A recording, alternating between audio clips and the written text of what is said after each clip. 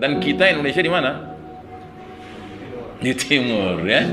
Ya, siap-siaplah Indonesia bisa masuk ke dalam ya catatan sejarah.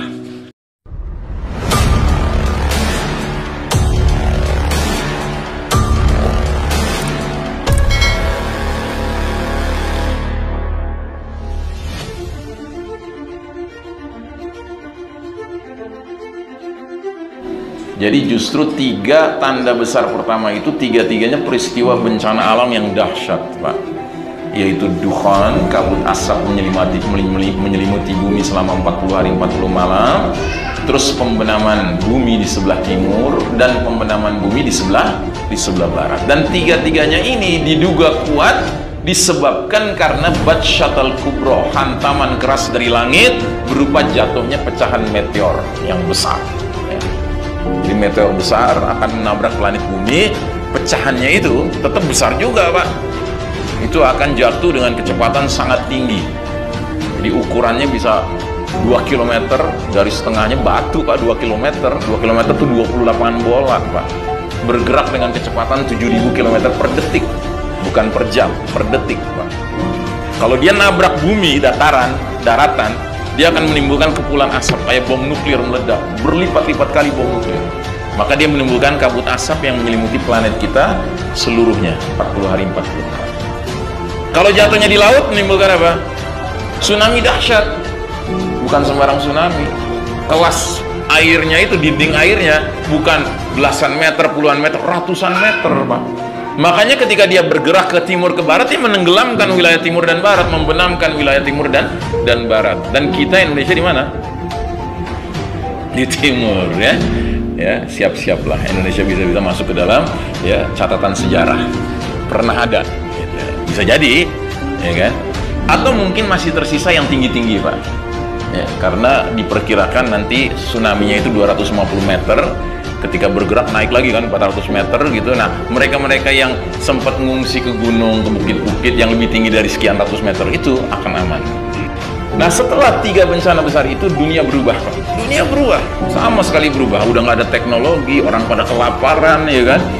Geografinya planet bumi juga berubah karena wilayah timur barat sudah banyak tenggelam wilayahnya, ya kan?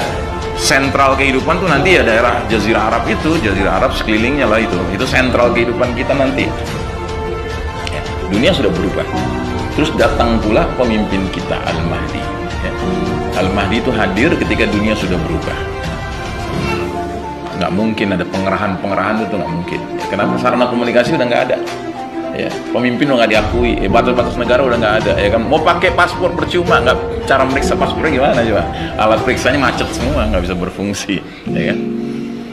Nah, ini harus kita pikirkan, harus kita persiapkan diri dan keluarga kita menghadapi situasi yang sangat berbeda itu nanti, ya. Nah, kemudian hadir Al-Mahdi, terjadi pembenaman bumi di Jazirah Arab. Ini pembenaman bumi di Jazirah Arab ini sekaligus pembenaman pasukan yang akan memerangi Al-Mahdi.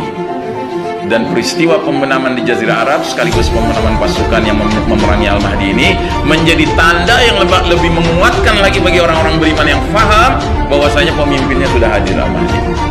Sehingga mereka akan menjalankan perintah Nabi. Kalau kalian sudah melihat kehadiran Al-Mahdi, berbaiatlah dengannya sekalipun harus merangkak-rangkak di atas salju, karena dialah Khalifatullah Al-Mahdi, ya.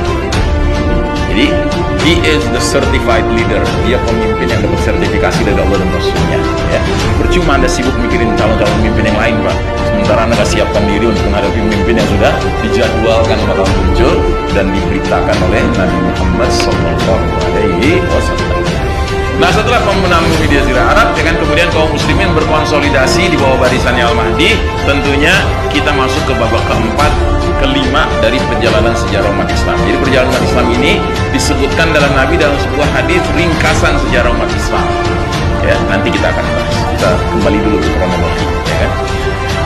Setelah itu barulah kemudian Al-Mahdi membawa umat ini, ya, untuk menegakkan tatanan kehidupan Islam kembali.